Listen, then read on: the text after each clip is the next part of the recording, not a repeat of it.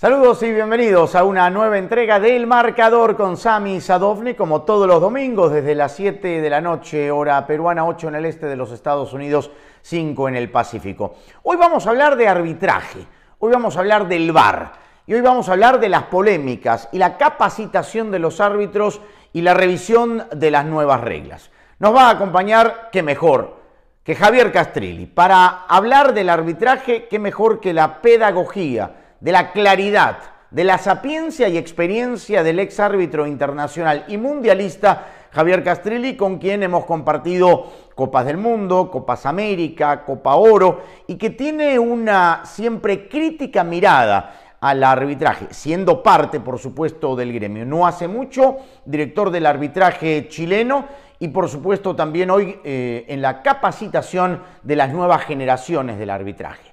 Una charla imperdible con un hombre que conoce el arbitraje desde adentro. Bienvenidos al Marcador con Sami Sadovnik, hoy con Javier Castrilli.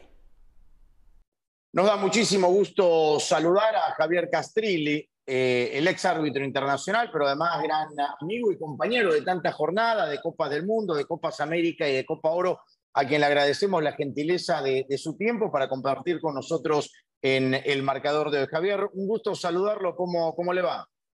Pero qué gusto, Sami, volver a encontrarnos. Siempre es un gusto saludarlo y estar con ustedes, ¿eh? Javier, ¿qué diría en este momento del nivel del arbitraje a nivel mundial? ¿Cómo lo observan? Yo creo que hay una palabra que lo resumiría por completo, que es preocupante. Preocupante porque obviamente estamos hablando de un nivel muy deficitario, donde encontramos errores garrafales. Indudablemente que a pesar de la presencia de la tecnología seguimos observando que esto es una constante y que no depende precisamente de la tecnología. Tenemos que saber escindir lo que es una herramienta de lo que es aquellos que la tienen que conducir, la tienen que manejar. Yo creo que el factor humano está fallando cada vez más y bueno, obviamente que eso obedece a una multiplicidad de factores, entre ellos la detección de talentos y después el proceso formativo de esos árbitros, ¿no? Entonces estamos hablando ya de que todos los sistemas que a nivel directriz están operando en la problemática arbitral, al menos de Sudamérica, de Latinoamérica, porque yo no estoy observando los mismos errores garrafales en otras latitudes, principalmente en Europa.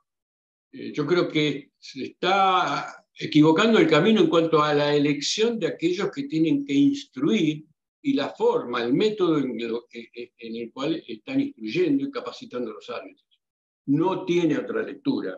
Es decir, si los árbitros están operando en forma deficitaria, obviamente, y lo hacen no en forma aislada, no en forma práctica, esa es recurrente, es algo que prácticamente tiene carácter estructural, y por el perjuicio que ocasiona esta problemática, por los intereses que está lesionando, esto es fútbol mega profesional, es inadmisible el nivel de errores que estamos observando. Entonces yo creo que la palabra esa preocupante debiera llegarles a quienes tienen la grave responsabilidad de conducir el fútbol de estas latitudes, ¿no?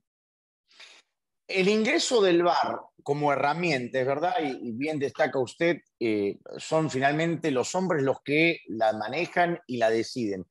¿Le ha venido a aportar lo que se pretendía desde el momento de la implementación del VAR, es decir, esta llamada justicia dentro del fútbol, o ha hecho todo lo contrario, o ha mantenido el status quo de lo que teníamos sin la herramienta? No, yo creo que es un aporte muy parcial, que depende de las regiones en donde se está practicando. Obviamente esto es algo global, pero depende de las regiones, pueden encontrar mayores o menores aportes por parte de la tecnología, pero no precisamente, reitero, no por culpa de la propia tecnología, sino por el factor humano.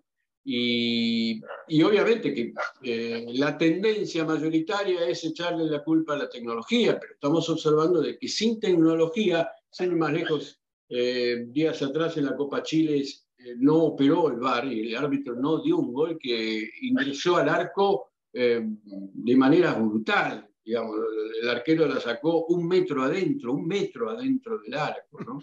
Y tampoco el árbitro asistente del partido Colo-Colo y Unión La Calera, y el árbitro asistente tampoco observó esa situación.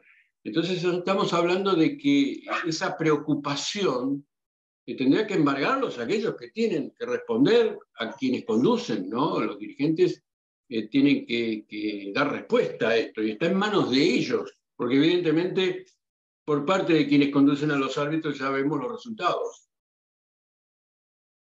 ¿Cuál es la diferencia? Y usted es un pedagogo en este sentido y está, por supuesto, entregando este conocimiento hoy en Chile, lo hacía también como director de arbitraje en Chile y a lo largo de su trayectoria. ¿Cuál es la preparación que necesita el árbitro o los árbitros en el VAR, en la herramienta? ¿Es una preparación especial? ¿Es una preparación de un tiempo determinado? ¿No se puede hacer de la noche a la mañana? ¿Cómo es este manejo? Se lo pregunto porque en el Perú ha comenzado en este segundo torneo del segundo semestre del año, se ha implementado el VAR con todo lo que la tecnología requiere. Hay algunos estadios que tienen apenas 3 cámaras, otros que tienen 5, otros los de la capital que tienen 6, pero digo, a nivel del profesional, del árbitro, ¿cuál es la preparación que requiere para integrarse al VAR?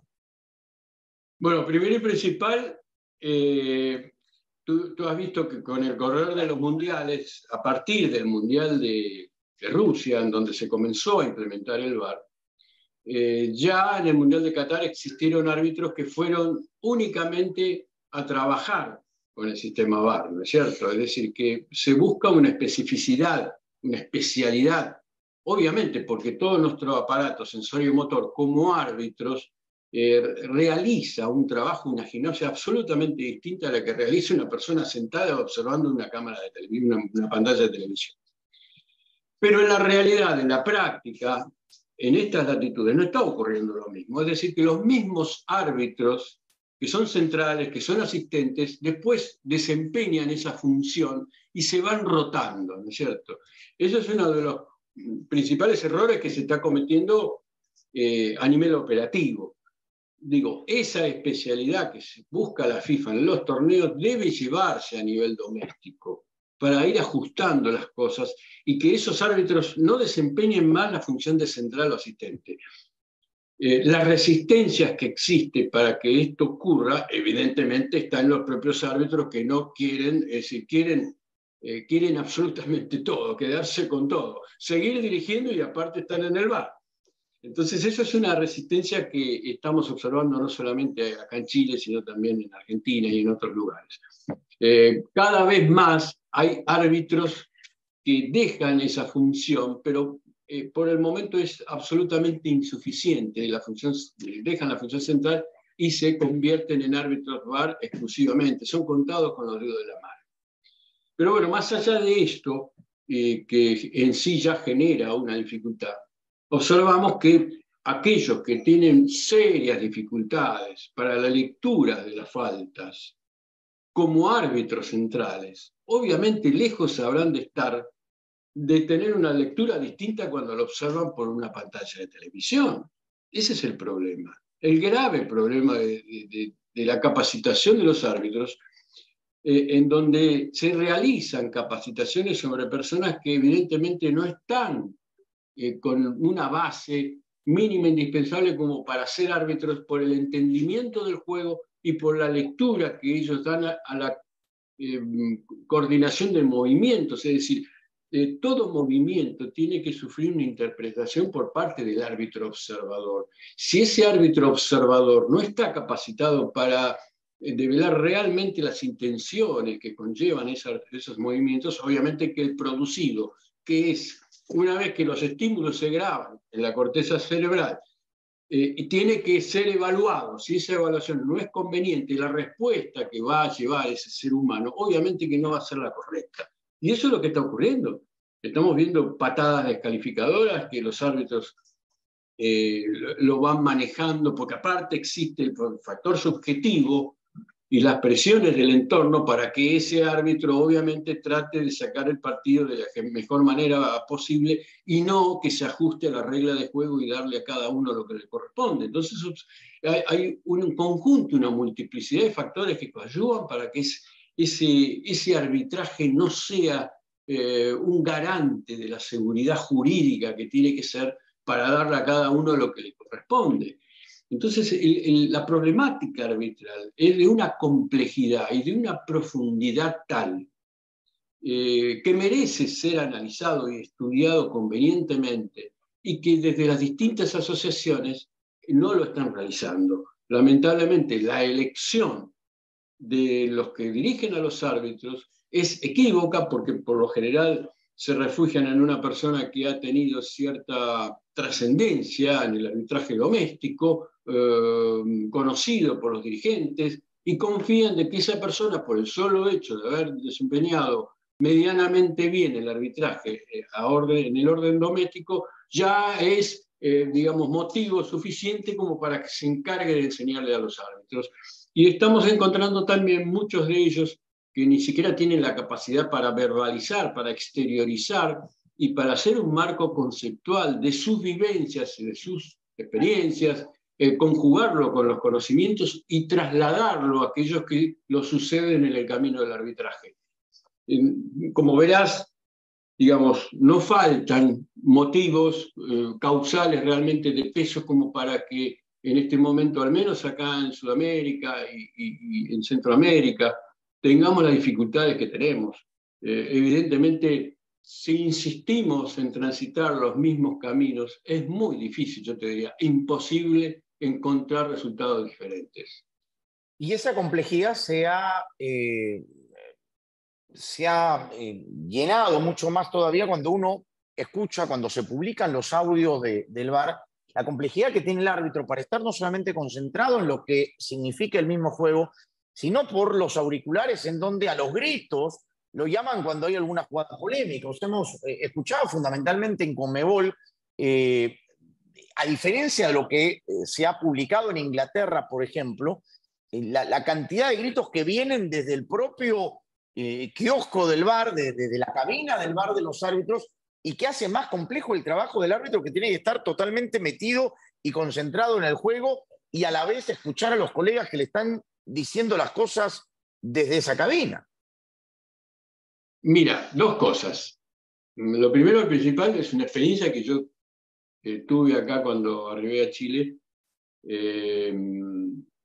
reforzando el concepto que acabamos de mencionar. Es decir, cuando yo desembarqué, justo existía en esos días un curso por parte de la FIFA, brindado por Óscar Julián Ruiz, un ex árbitro internacional colombiano, en donde se les hizo durante el curso una evaluación a los árbitros y los resultados fueron catastróficos. Es decir, se llegó a la conclusión que el 50% del universo arbitral de primera división no entendía bien las faltas, no leía bien las faltas, tenía severas dificultades para la lectura de las faltas. Eso por un lado.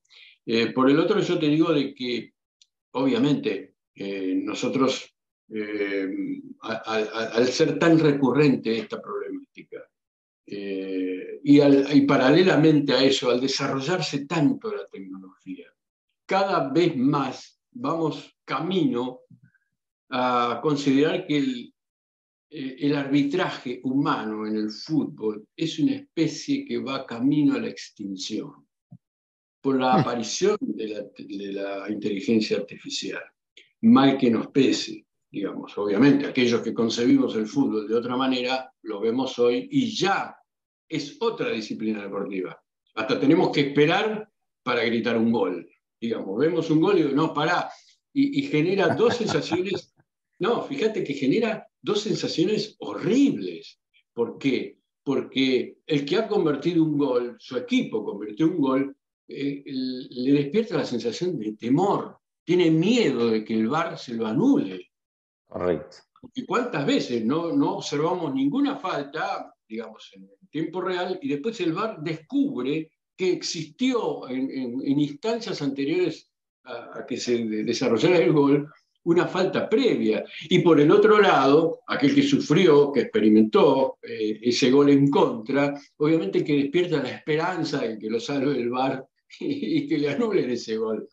Entonces todo esto nos hace reflexionar acerca de la seria posibilidad de que en un futuro no muy lejano, por la velocidad de cambio que imprime la ciencia exponencial y el progreso, el adelanto tecnológico en el fútbol a nivel global, y obviamente la difusión y cómo se van replicando, ¿no?, los sistemas que dan resultados, de que a no muy largo plazo se empiece a considerar el reemplazo del arbitraje humano en el campo de juego. Yo te diría que ya prácticamente, por ejemplo, los asistentes estarían fuera de lugar ellos, más que el VAR.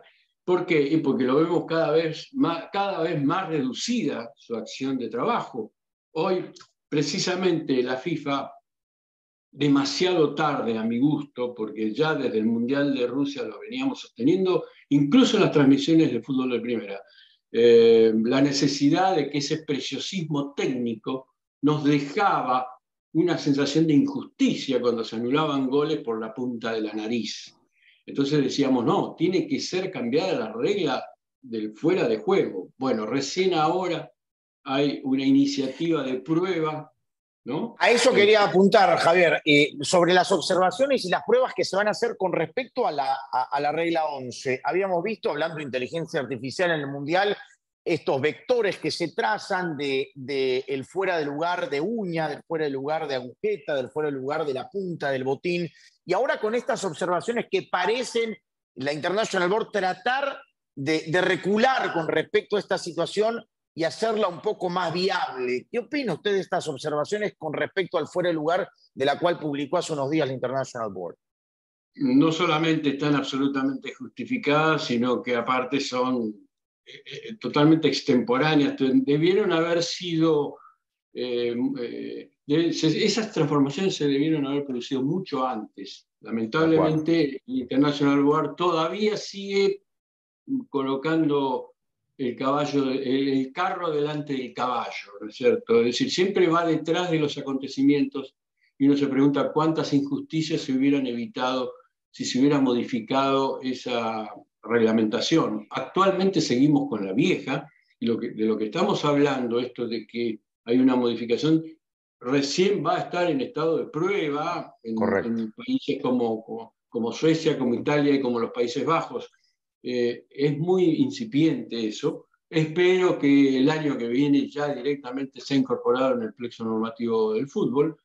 Pero no obstante eso, te quería decir también, porque obviamente en distintas asociaciones recién se comienza a implementar el sistema del VAR, con mucho esfuerzo, con mucho sacrificio, pero te quería decir que desde que apareció el VAR, nosotros tenemos la idea, la concepción de que ese sistema es perfecto, que la tecnología puede abarcar todo, y no es así. Los sistemas son muy rudimentarios, y que entendamos y expliquémosle a la gente que lo que se utilizó en la Copa Mundial de Qatar 22, esa enorme cantidad de cámaras que captaban y que hacía que el sistema fuera semiautomático, porque tampoco era automático, está lejos de ser implementado en nuestras latitudes, en donde no solamente hay una, dos o tres cámaras, nada más, sino que aparte el operador va marcando la línea de la posición supuestamente irregular de los jugadores con un mouse. Es decir, lo va corriendo con el pulso humano. ¿Te imaginas que una cuestión de un milímetro más, un milímetro menos, te cambia absolutamente la visión de lo que estamos hablando, ¿no es cierto? Todos sabemos que en el momento que él golpea el pie con la pelota, es ese preciso momento en donde se tiene que evaluar. Y si yo esa línea la tiro con un mouse antes o después que tome contacto 10 centímetros antes o 10 centímetros, que lo oculta, la propia morfología de la pelota, puede ocultar el pie, entonces no sabes precisamente si es antes o después. Yo estoy privándole a un club, a un equipo, de convertir un gol, o al revés, se lo estoy dando en una posición irregular. Es decir, que ya de por sí las decisiones, digamos, están supeditadas a esa irregularidad, por llamarlo de alguna manera, esa deficiencia que encontramos en el sistema. Esos sistemas no son perfectos, lamentablemente son muy pocas las empresas que ofrecen sus servicios, todos sabemos de los intereses y todos sabemos de las cuestiones que giran en derredor de una decisión en donde se manejan millones de dólares, ¿no es cierto? Hay intereses económicos muy fuertes y las grandes compañías de televisión muchas veces, por la relación que tienen con las dirigencias del fútbol, pueden llegar a tener mayor o menor peso a la hora de sentirse beneficiadas con el otorgamiento de ese trabajo. Entonces, obviamente que todo eso también representa un estorbo, una dificultad para encontrar los mejores oferentes que brinden un servicio realmente pleno a menor costo de lo que está ocurriendo. Yo creo que la tecnología, con el adelanto del tiempo, siempre va disminuyendo los costos y duplicando su capacidad de trabajo, ¿no es cierto? Eso está demostrado por la ley de Moore.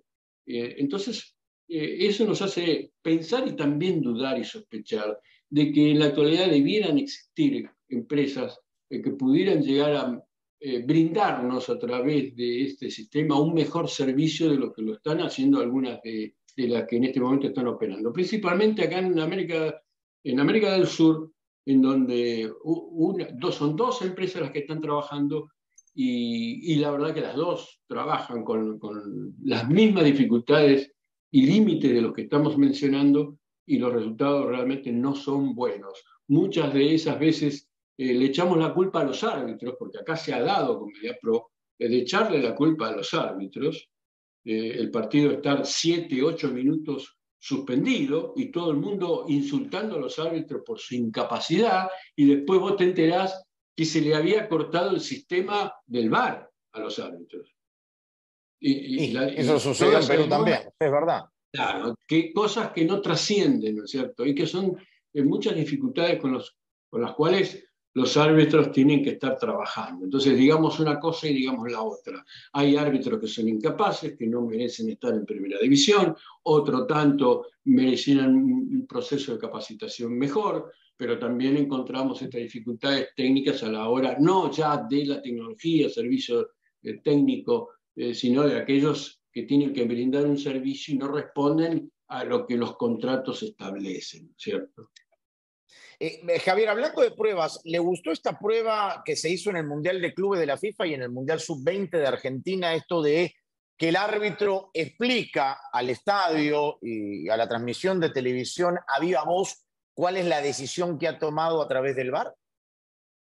A mí me parece hartamente saludable. Yo soy partidario siempre de mostrar absolutamente todo. Esto no se trata de un secreto de Estado en la guerra entre Rusia y Ucrania.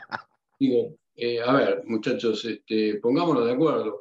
Si hay algo que ocultar, eso que se tiene que ocultar es malo, por naturaleza, porque si yo no quiero brindarlo, es malo. Otro concepto que me parece interesante en este tema.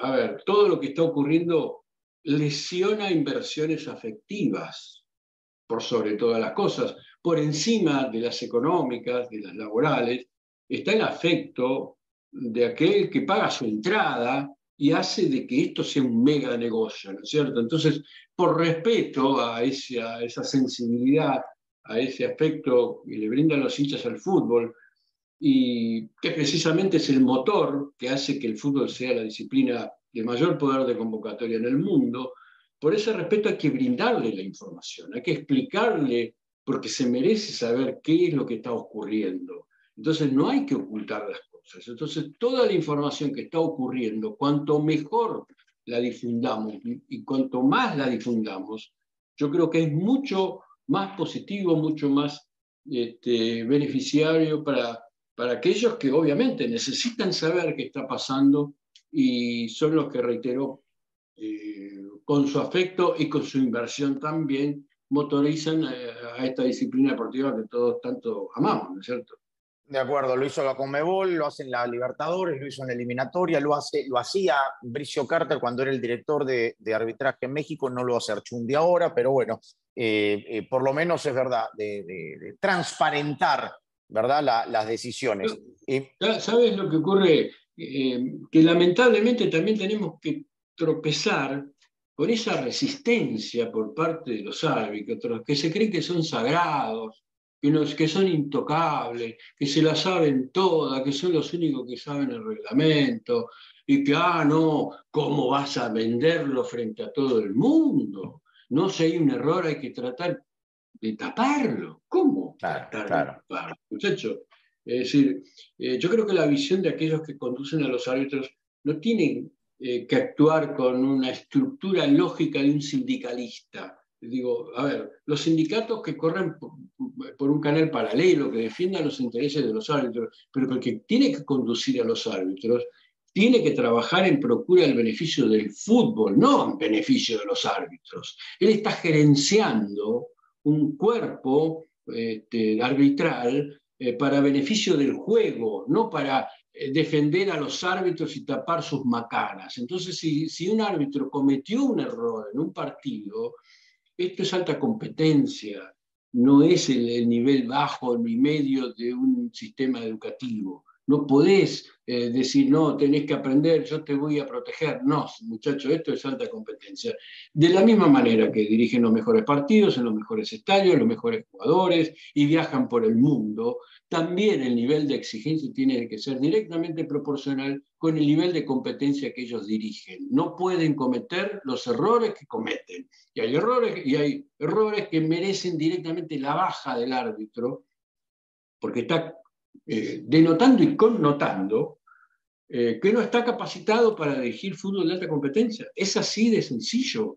Y de la misma manera que operan los técnicos en sus divisiones inferiores para detectar los talentos y ver la proyección que ese chico o chica tenga en el fútbol de alta competencia, si no tienen proyección, esos jugadores, esos juveniles, no llegan ni siquiera a la instancia previa a primera división, ¿no es cierto? Quedan en el camino y le dicen, buscate club. Esto es así, esto funciona así porque es fútbol profesional, ¿me entendés? Es decir, no se hace beneficencia, porque aparte de ser fútbol profesional, obviamente es un negocio. Entonces no podés después sufrir las consecuencias de primera división. Si vos ponés en primera división un arquero que no está capacitado para la primera división, te llenan de goles. ¿Quién salta? El técnico. Bueno, cuando llegan los árbitros que no están capacitados para dirigir primera división y cometen los desastres que cometen, ¿quién salta? No renuncia nadie. Claro, ¿Entendés? claro. Todos miran para otro lado y dicen, se equivocó. ¿Viste? Pero el daño ya está hecho. Los jugadores no son expulsados cuando debieran serlo. Los equipos, obviamente, por las deficiencias de los árbitros, obtienen ventajas deportivas que no debieran darse, no debieran brindarse, y alteran el desarrollo de los juegos, y termina ganando aquel que no cumplió con las reglas. ¿Por culpa de qué? Por la omisión, por error u omisión de quien representa la justicia deportiva. Dos preguntas finales, Javier. La primera que tiene que ver también con esta revisión del International Board. Esta ley o este reglamento o esta ley que han querido etiquetar como la antidibu por el tema de Emiliano Martínez, el tema del penal. Yo decía, bueno, hagamos el ejemplo del arquero Redmayne, el arquero del repechaje de Perú con Australia, que ingresa para atajar los penales y que empieza a hacer maromas en el arco. Esta situación de la revisión que hace el International Board a estas alturas del partido de este menester en particular. A mí me causa mucha gracia. Tal cual. Me causa mucha gracia. Sí, te digo, a veces bueno, son seres humanos, ¿no? Quienes componen el International Board, quienes conducen a la FIFA también, porque prácticamente es lo mismo, reiteremos, es el ente legislador universal. Pareciera que responden también a la lógica de quienes nos gobiernan, ¿cierto? Es decir, toman decisiones de acuerdo a la sensación pública, ¿no es cierto? Es decir, la sensación pública que quedó fue absolutamente desagradable. Entonces dice, bueno, vamos, no faltó el cráneo, el dinosaurio que dijo, bueno, vamos a reglamentarlo. Que esa persona realmente no tiene un conocimiento cabal de la regla de juego, porque los árbitros debieron haber impedido la conducta de Martínez, porque está en el reglamento. Yo le pregunto a cualquiera, ¿eso es una conducta deportiva? ¿Eso es una conducta que apunta a la sana y leal competencia deportiva? Entonces, cuando la respuesta dice no, evidentemente no. ¿No? Es decir, es una deslealtad intentar influenciar, burlarse del adversario, digamos. Es una conducta absolutamente antideportiva, ¿no es cierto? No, no sé Entonces, si vio al arquero de Australia en la definición del repechaje con Perú. También ingresó a hacer las maromas y terminó atajando los penales que tenía que atajar y Australia fue al Mundial, ¿no? bueno, esto, digamos, confirma la regla de que independientemente de las latitudes, de la idiosincrasia de los pueblos, el ser humano siempre tiende a copiar lo malo porque dio resultado, ¿no es cierto? Entonces digo, esto de que el fin justifica los medios, algunos dicen que nació en Maquiavelo, pero bueno, lo habrá exteriorizado por primera vez. Pero el ser humano responde, porque su naturaleza es así, ¿no? Tomás Hobbes decía, el hombre es el lobo del hombre. En el juego también se demuestra que el hombre es el lobo del hombre. Entonces, volviendo al tema, yo te decía, eso ya estaba en el reglamento, porque las reglas de juego te están diciendo que el árbitro tiene que sancionar cuando hay una conducta antideportiva. Ahora, que los árbitros no lo hayan hecho, bueno, es porque puntualmente, por ejemplo, Jesús Valenzuela en el partido, recuerdo, entre Argentina contra Colombia, ¿no? En una semifinal, que llegó a decirle vos sos un cagón, después hizo una línea, digamos que todo el universo del fútbol sabemos a qué se debe, que tiene una connotación de violencia sexual. Es decir, todo eso, los árbitros miran para otro lado o directamente les pasan los acontecimientos por arriba y no se dan cuenta de lo que está ocurriendo. Esa deficiencia de los árbitros es una constante, es una constante. Y sobre eso en donde los que lo conducen tienen que trabajar, ¿no? Mal que les pese, reitero, y mal que les duela a los árbitros, ¿no? Porque los árbitros, reitero, su ego, y más estos árbitros que aparecen en todos lados, tienen una difusión por todo, muchas veces a nivel internacional. Bueno, se creen que son los inventores del agujero del mate. Entonces, hay que conducir a esas personas y hay que indicarles cuál es el camino que deben recorrer independientemente de su resistencia.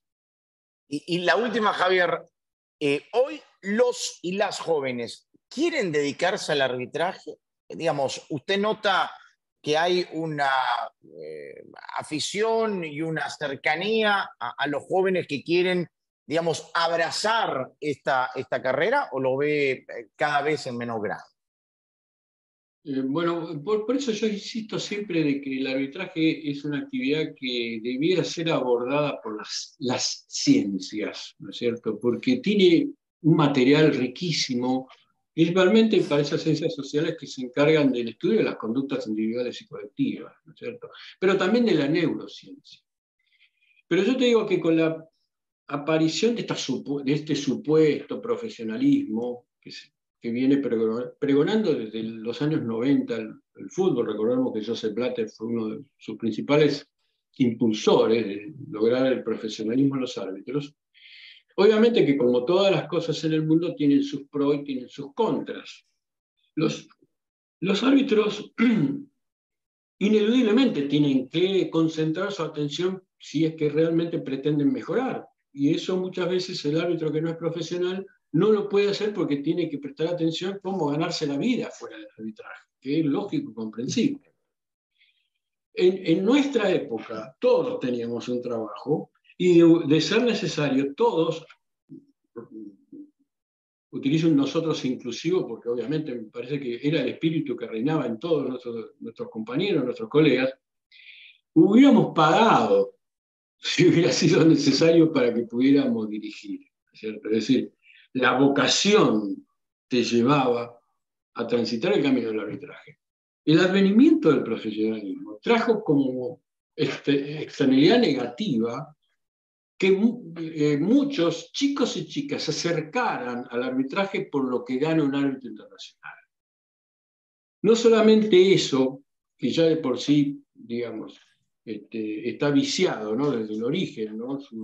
La intención de acercarse al arbitraje por eso, que es natural, es comprensible, porque eso ocurre principalmente en el arbitraje amateur, ¿no es cierto? Como una especie de anexo a su trabajo, los fines de semana o los días de semana que donde hay partido, los árbitros refuerzan ese ingreso que le proporciona el trabajo con su actividad como árbitro.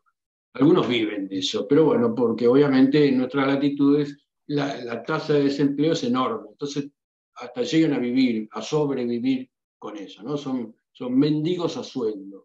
Pero digo, el efecto negativo hace de que se extienda, se prolongue en el tiempo, y el árbitro que llega a primera división o que está por tener, para mantenerse, lo toma como un trabajo porque viven de eso. Al tomarlo como un trabajo, inconscientemente están pensando, si yo no hago las cosas como se me indica o como se me sugiere, yo pierdo mi trabajo. Y si yo me tiro inconscientemente, ¿por qué? Porque obviamente todos, digamos, del otro lado, desde la tribuna, desde la grada, de la galería, van a decir, este tipo lo hace a propósito, siempre el equipo de mayor poder de convocatoria es beneficiado, y que Patatín es el más grande, que Brasil, que la Argentina en el plano internacional, y que Patatín... pero la realidad es que ese sujeto, con serias influencias, con una presión descomunal, puede llegar a terminar viendo cosas que no existen o no viendo las cosas que existen por el poder precisamente de la sugestión y porque previamente a eso tiene la concepción inconsciente de que una decisión en contra de los intereses de gran poder y de gran peso institucional dentro del fútbol puede llegar a generarle la pérdida de la actividad. Y eso le hace perder la libertad. Y lo peor que podemos observar en un árbitro es cuando eso ocurra. Cuando pierde la libertad, que la tenemos todos acá adentro, por más que nos sometan, porque esto es condición natural del hombre, es decir, a diario vemos regímenes totalitarios que someten a las poblaciones y le privan, tienen restricciones individuales y colectivas de las poblaciones, ¿no es cierto? A través de la censura. Pero siempre el hombre va a conservar su libertad en su mente, ¿no? Y cuando ese árbitro pierde la libertad por esa multiplicidad de motivos, por eso hablo de complejidad, ¿no es cierto? Cuando observamos un árbitro, lo tenemos que observar con una visión en un todo integral, ¿no es cierto? En donde si intentamos y queremos intentar mejorarlo, para atender esa problemática, tenemos que entenderla y saber de qué manera ir diseccionando las partes para que dentro de ese sistema atender todas y cada una de las partes para que efectivamente ese todo sea mucho más importante y productivo que la sumatoria de esas partes. Javier, ha sido un gusto como siempre, es una masterclass hablar con usted, lo extrañamos mucho en esta Copa Oro, la verdad nos hubiéramos divertido y hubiese hecho probablemente mala sangre e hígado por las actuaciones de algunos de los árbitros, pero es un gusto siempre compartir con usted transmisión y esta charla tan didáctica y pedagógica cada vez que le consultamos del arbitraje. Un gran abrazo, muchos éxitos en estos cursos que está dando en Chile y como siempre un gran abrazo a la distancia. Al contrario, un gusto como siempre, Sami. Un abrazo del corazón para todos ustedes. Un gusto. Muy bien, hasta aquí una nueva entrega del Marcador con Sami Sadovnik. Espero que hayan disfrutado de la charla con Javier Castrilli, una masterclass siempre muy didáctica para hablar de las reglas del juego del VAR y de las polémicas arbitrales. No se olvide de suscribirse por aquí a nuestro canal de YouTube, Sadovnik 1965, y acompañarnos todos los domingos, como cada semana a las 7 de la noche hora peruana, 8 en el este, 5 pacífico de los Estados Unidos con el Marcador junto a Sami Sadovnik. Los esperamos el próximo fin de semana con un nuevo invitado para seguir hablando de lo que tanto nos gusta, el fútbol. Buena semana para todos.